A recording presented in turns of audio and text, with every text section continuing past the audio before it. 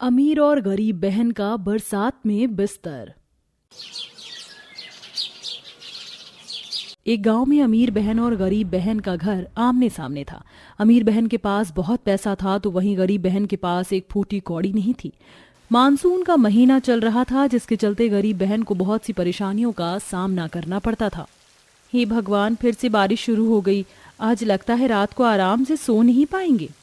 बहू, मैं तो कहती हूँ अभी बारिश उतनी ज्यादा तेज नहीं हुई है, छत पर जाकर तिरपाल ही लगा लो। हाँ माँ जी, आपने बिल्कुल सही कहा, मैं जाती हूँ। शीतल इतना कहकर घर के बाहर आती है। उसके हाथ में एक प्लास्टिक की तिरपाल थी। वो उसे छत पर जैसे तैसे लगाने की कोशिश करती है, लेकिन छत पर चढ़ने की वजह से वह छत से ही नीचे गिर जाती है। माँ जी, शीतल के चिल्लाने की आवाज से हेमलता घर के बाहर आती है। अरे ये क्या हो गया बहू, तू गिर कैसे गई? आजा, उठ जा, कहीं तुझे चोट तो नहीं लगी? चोट तो नहीं लगी माँ जी, लेकिन कमर में बहुत दर्द हो रहा है, एकदम से धड़ाम गिर गई मैं। हेमलता शीतल का हाथ पकड़कर उसे घर के अंदर ले आती है। जैसे ही वह बिस्तर पर बैठती है, सीधा टपका उसके सिर पर आकर लगता है। ये लो माँ जी, बारिश से पहले टपका मेरे सर पर ही आकर लगा, ऊपर से टपका भी उधर ही लग रहा है जहाँ पर बिस्तर लगा हुआ है।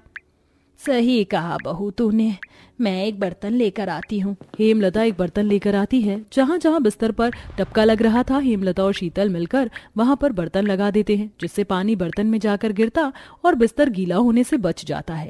इधर अमीर बहन बारिश होने के बाद बालकनी में खड़ी होकर गर्मा गर्म चाय पी रही होती है। तभी उसका बेटा उसके पास आता है और कहता है, माँ मुझे बहुत ठंड लग रही है। ओहो, मेरे बेटे को ठंड लग रही है, रुको मैं तुम्हारी ठंड के लिए कुछ करती हूँ। विशाखा अपने कमरे में आती है और कबर्ड के अंदर से एक ब्लैंकेट निकालकर अपने बेटे को देती है। ये लो बेटा, ऐसे ओढ़ लो। नहीं, ये अच्छा नहीं है, ये बहुत बेकार लग रहा है, मुझे नया ब्लैंकेट चाहिए माँ। ओहो, तुम भी ना, वैसे सही कह रहे हो, हमें न्यू ब्लैंकेट खरीद लेना चाहिए। बरसात का मौसम ठंडा ही मौसम होता है। तभी विशाखा का पति आता है। जान, तुमने कहा था ना कि तुम्हें एसी लगवाना था, देखो मैं एसी वाले को लेकर आया हूँ। अब ये एसी लगवा देंगे तो हमारे घर में कूलर की घमस नहीं होगी। एसी से हमारा कमरा फ्रेश रहेगा और बिस्तर भी। आप कितने अच्छे पति हो, आपको जो कहो आप तुरंत कर देते हो, थैंक यू सो मच। अब विशाखा के कमरे में एसी लग जाता है और अब उसका बिस्तर भी फ्रेश लगने लगता है। वाह, कितना अच्छा लग रहा है बिस्तर पर लेटने पर, ठंडा ठंडा। अब तो मुझे नई बेडशीट भी लेकर आनी है, बाकी सारी पुरानी जो हो गई हैं। ये लो मेरा क्रेडिट कार्ड, इसे तुम इस्तेमाल कर लो, तुम्हें जो भी खरीदना है इससे खरीद लेना। थैंक यू सो मच मुझे ये कार्ड देने के लिए। चलो विशाल, क्या तुम मेरे साथ शॉपिंग करने के लिए चलोगे? यस माँ, मैं आपके साथ जरूर चलूंगा। विशाखा अपने घर के बाहर छाता लेकर आती है और अपनी गाड़ी का दरवाजा खोलकर सबसे पहले अपने बेटे को बिठाती है और फिर खुद बैठकर गाड़ी चलाकर वहां से जा रही होती है कि तभी उसे उसकी सौतेली बहन बारिश में भीगते हुए उसके घर के बाहर दिखाई पड़ती है। तुम्हारा तो बहुत बुरा हाल हो गया है, बारिश में तुम जैसे गरीबों का और हो भी क्या सकता है। काश कि तुम मेरी तरह अमीर होती। अगर तुम मेरी सौतेली बहन ना होकर अपनी बहन होती तो शायद मैं तुम्हारी मदद जरूर करती। विशाखा के ये सब बोलने के बाद शीतल उसकी तरफ देखकर मुस्कुराती है। ये सब देखने के बाद विशाखा मुंह बनाकर वहां से चली जाती है। आओ बेटा, तुम्हें जो भी पसंद आए उसे खरीद लेना। इतने में मैं भी बिस्तर के लिए मटेरियल देखती हूँ, क्या क्या मिल सकता है। विशाखा ऐसा कहने के बाद शॉपिंग मॉल से कई सारी नई बेडशीट, नए तकियों के कवर खरीदती है। इस मौसम के लिए कॉटन की चादर बहुत अच्छी रहेगी। बिस्तर के लिए सब आराम से सोएंगे, उन्हें चैन की नींद आएगी। विशाखा महंगी चादर खरीद कर घर लेकर आती है जो उसे बहुत पसंद आती है। घर पर लाने के बाद वह अपने घर की नौकरानी को अपने कमरे में नई बेडशीट चेंज करने के लिए बोलती है। क्या मेम साहब, चादर तो बहुत बढ़िया लग रही है, कहाँ से लेकर आई हो? शॉपिंग मॉल से लेकर आई हूँ, वहां पर बहुत सुंदर थी, लेकिन ये वाली कुछ ज्यादा ही सुंदर थी। अरे मेम साहब, आपका टेस्ट तो लाजवाब है। और एक आपकी वो सौतेली बहन नर्क जैसी जिंदगी जी रही, उनके घर के बिस्तर तो हमेशा बारिश का पानी टपकता रहता है। कुछ लोगों के नसीब में ऐसी बदकिस्मती ही लिखी होती है गंगूबाई, तुम नहीं समझ पाओगी।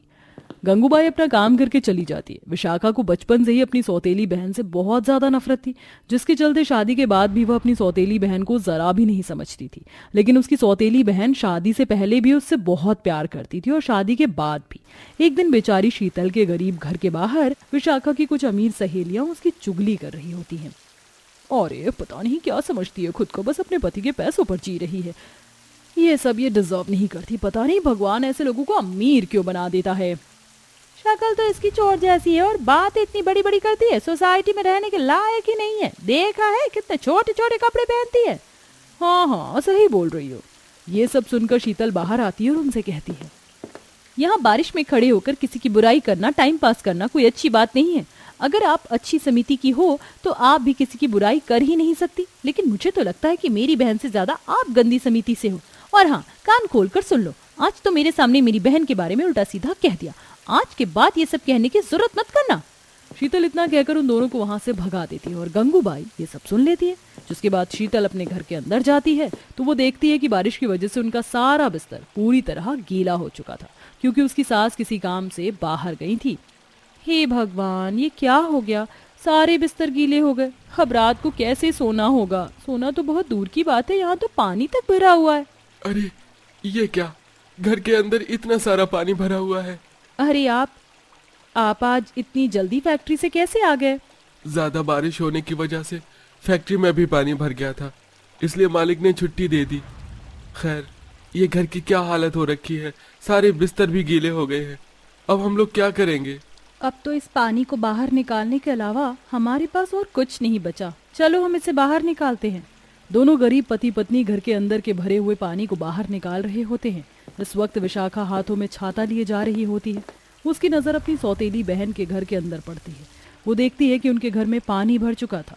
वो इस बात का फायदा उठाकर उनकी बेइज्जती करने घर के बाहर दरवाजे पर खड़ी होकर कहने लगती है, हे भगवान, कितनी गरीबी है तुम लोगों के यहाँ। सारा घर पानी से भरा हुआ, चारों तरफ पानी के अलावा कुछ दिख ही नहीं रहा। ऊपर से तुम्हारे घर के तो बिस्तर भी गीले हो चुके, सोना उठना बैठना सब हराम हो चुका है। तुम ऐसे कीड़े मकोड़े जैसी जिंदगी कैसे जी लेते हो? ये सुनते ही अमित को बहुत तेज गुस्सा आता है। वह विशाखा को कुछ कहने वाला था, इतने में शीतल उसे रोक देती है। कोई बात नहीं, उसे कहने दीजिए। उसे ऐसा कहकर अच्छा लगता है, लेकिन मुझे उसकी बातों का बुरा नहीं लगता। शीतल के ये कहने के बाद भी विशाखा मुंह बनाकर अपने घर आ जाती है। इधर गंगूबाई रसोई में काम कर रही होती है। जैसे ही शीतल घर पर आ जाती है, गंगूबाई उसे उसकी सौतेली बहन के बारे में बताने लगती है। अरे मैम साहब, आप आ गई। आपको पता है आपकी जो बेस्ट फ्रेंड है ना, आज आपकी सौतेली बहन के घर के सामने खड़ी होकर बहुत बुराई कर रही थी आपकी। उन्होंने आपके बारे में बहुत बुरा बुरा कहा और पता है, ये सब सुनने के बाद आपकी सौतेली बहन अपने घर से बाहर निकली और उन्हें खूब डांटा। भले ही आपकी सौतेली बहन गरीब है, लेकिन आपसे बहुत प्यार करती है। आखिर सौतेली हो या सगी बहन, बहन तो बहन होती है। ये सुनने के बाद इस वक्त विशाखा को वो दिन याद आ जाते हैं जब बचपन में बड़े बड़े बच्चों से शीतल उसकी बहन को बचाया करती थी, लेकिन फिर भी वह अपनी बड़ी बहन से बहुत चिढ़ती थी, क्योंकि वह उसकी अपनी नहीं सौतेली बहन थी। लेकिन आज उसे पहली बार ऐसा महसूस हुआ कि उसने आज तक अपनी सौतेली बहन को अपना नहीं समझा, लेकिन बचपन से लेकर अभी तक उसकी सौतेली बहन ने उसे हमेशा अपनी छोटी बहन ही समझा था। तभी विशाखा रोते हुए गंगूबाई से कहती है, मैं कितनी बुरी हूँ गंगूबाई। मेरी सौतेली बड़ी बहन ने हमेशा मेरे लिए भला ही सोचा, मेरे लिए अच्छा किया, लेकिन मैंने हमेशा उसके साथ बहुत बुरा किया। आज जिस घर में मैं हूँ, इस घर में उसे होना था, लेकिन मैंने धोखे से उससे मंडप में बैठने नहीं दिया। मैं उसकी जगह बैठ गई थी, फिर भी उसे इस बात का कोई गिला शिकवा नहीं। मुझे आज अपनी गलती का बहुत एहसास हुआ। अरे मियां साहब, जब जागो तब सवेरा। अगर आपकी बहन आपसे इतना ही प्यार करती है तो आपको उससे माफी मांगकर उसकी मदद करनी चाहिए। इससे से आप अपनी गलतियों को सुधार सकती हो। विशाखा गंगूबाई की बात मानकर अपनी बड़ी सौतेली बहन से माफी मांगती है और उसे कुछ पैसे देती है, जिससे वह अपने घर की मरम्मत करवा लेती है। साथ के साथ वह अपनी बहन के लिए शॉपिंग मॉल से नए नए बिस्तर लाकर भी देती है। उस दिन के बाद से वह अपनी बहन के साथ बहुत प्यार प्रेम से रहने लगती है।